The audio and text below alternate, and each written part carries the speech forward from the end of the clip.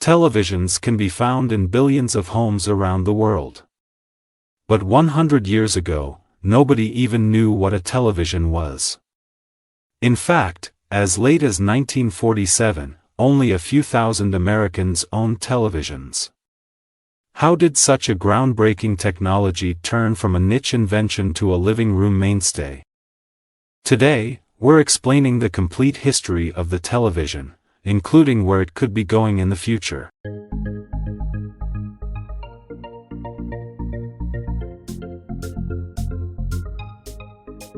Prior to electric televisions, we had mechanical televisions. These early televisions started appearing in the early 1800s. They involved mechanically scanning images, then transmitting those images onto a screen. Compared to electronic televisions, they were extremely rudimentary. One of the first mechanical televisions used a rotating disc with holes arranged in a spiral pattern. This device was created independently by two inventors, Scottish inventor John Logie Baird and American inventor Charles Francis Jenkins. Both devices were invented in the early 1920s. Prior to these two inventors, German inventor Paul Gottlieb Nipkow had developed the first mechanical television. That device sent images through wires, using a rotating metal disc. Instead of calling the device a television, however, Nipkow called it an electric telescope. The device had 18 lines of resolution. In 1907, two inventors, Russian Boris Rosing and English Campbell Swinton, combined a cathode ray tube with a mechanical scanning system to create a totally new television system. Ultimately, the early efforts of these inventors would lead to the world's first electrical television a few years later. The world's first electronic television was created by a 21-year-old inventor named Philo Taylor Farnsworth. That inventor lived in a house without electricity until he was age 14. Starting in high school, he began to think of a system that could capture moving images, transform those images into code, then move those images along radio waves to different devices. Farnsworth was miles ahead of any mechanical television system invented to date. Farnsworth's system captured moving images using a beam of electrons, basically, a primitive camera. The first image ever transmitted by television was a simple line. Later, Farnsworth would famously transmit a $sign using his television, after a prospective investor asked, "When are we going to see some dollars in this thing, Farnsworth?" Between 1926 and 1931, mechanical television inventors continued to tweak and test their creations. However, they were all doomed to be obsolete in comparison to modern electrical televisions. By 1934, all televisions had been converted into the electronic system. This innovation was what Farnsworth called an image dissector. Basically, he broke down an image into lines. Those lines were then transmitted and displayed by a cathode ray tube which rapidly scanned those lines across the screen. This idea of scanning lines of an image became the basis for all analog television and is still the basis for digital displays today. RCA adopted the scanning line system and they introduced their television system to the world at the 1939 World's Fair in New York. The RCA broadcast division, known as the National Broadcasting Company, or NBC, broadcast the opening ceremony and a speech by President Franklin Roosevelt. There were only 400 television sets that could receive the broadcast, but there was an estimated audience of 5,000 people who gathered to watch. The adoption of television slowed to a totally down due to World War II. The war effort prioritized cathode ray tubes for military use. This was the first time there was the widespread adoption of this technology, primarily for things like radar and oscilloscopes. Most television stations either stopped broadcasting during the war completely, or limited themselves to just a few hours of broadcasting a week. The very first TV sets were tiny. Their screens would only be about 5, 9, or 12 inches. The average smartphone screen today would have been bigger. They were also extremely expensive. TV sets in the early 1940s cost between $200 and $600, and this was at a time when the average American salary was around $1,300 per year. In the early 40s, NBC and CBS began to air their own television programs. In an effort to avoid competing standards, the Federal Communications Commission adopted a nationwide television standard in 1941 of 525 lines of resolution and a refresh rate of 30 frames per second. In Europe, 625 lines of resolution was adopted as the standard. A standard which, surprisingly, was first established in the Soviet Union. Once the war was over, television exploded in popularity. By 1949, there were 1 million television sets in the United States, and a year later, there were 6 million. By 1955, half of all American households had television sets. Of course, all the television sets at this point had one thing in common. They were all black and white.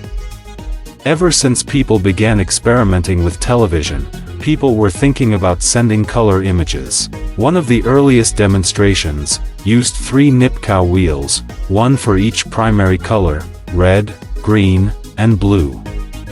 However, mechanical televisions weren't practical, and with everyone owning electronic televisions after the war, the quest was on to find a practical color television system that was compatible with currently existing black and white TVs.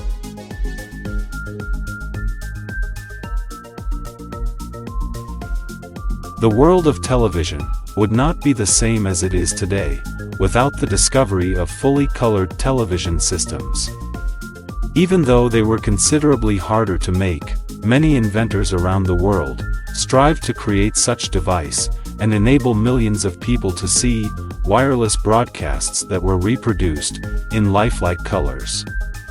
Such efforts first started in the experimental stage during late 19th century. First prototype came in 1928, public broadcasting in 1940, public adoption in mid-1960s, and disappearance of black and white broadcasts in mid-70s. The RCA color system compatible with existing black and white sets, they managed this by converting the 3 color signals into 2. The total brightness, or luminance signal, and a complex second signal, containing the color information. The signal corresponded to a regular monochrome signal, so that any black and white receiver could pick it up and simply ignore the color signal. The NTSC system, that was presented to the press in August 1952, and that would serve into the 21st century, was virtually the RCA system.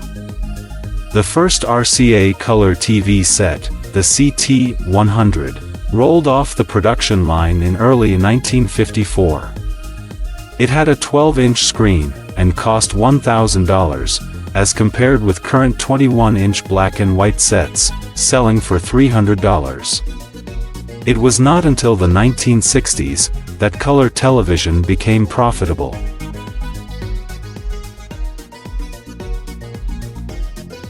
Due to the high price and lack of programming being recorded in color, most television owners didn't experience the color TV advantages until the 1960s. Most TV programming finally relented and began to introduce the transition from black and white to color television programs in 1965. In July of 1962, NASA launched Telstar, the world's first active communication satellite. 2 days after launch, it sent back to Earth the first transatlantic television signal in the world. The tenuous repercussions of such was felt 7 years later when, on July 20, 1969, American Neil Armstrong would set foot on the Moon, with anywhere from 600 to 650 million people watching the landing on television. After that momentous occasion capping off the 60s, just a few years later in 1972, there were nearly 9 million color television sets sold, surpassing the amount of sales of black and white television sets. And with all of the color television sets available and sold, many of those people who had purchased a television set were able to view another significant event, this one most likely in color, the wedding of Prince Charles and Lady Diana Spencer in 1981, which was watched by 28 million people. And a few years later in 1985 in the US, a little over 2/3 of the households in the country had cable service readily available. Once the 1990s began, television technology seemingly continued at hyperspeed. Whether it was HD TV standards being set 6 times the resolution of the conventional SD TV format, whether television companies collaborating to produce large, flat-screen TVs, it was a decade of improvement in the television industry.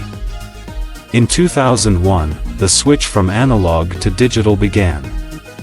Meanwhile, in 2003, some satellite and cable companies began to offer the feature to record live programs.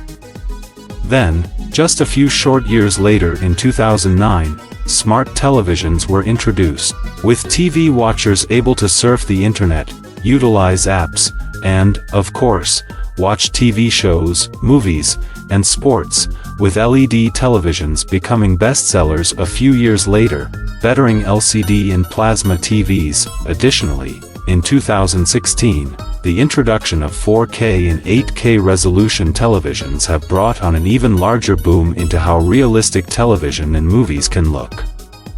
This includes adjacencies such as virtual reality and 4D televisions.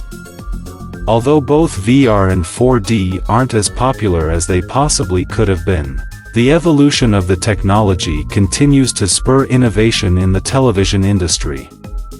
Not only was the evolution of television technology spurred on by engineering advances and scientific discoveries, there are ways that television and media have improved over the decades, and, truly, over the past century.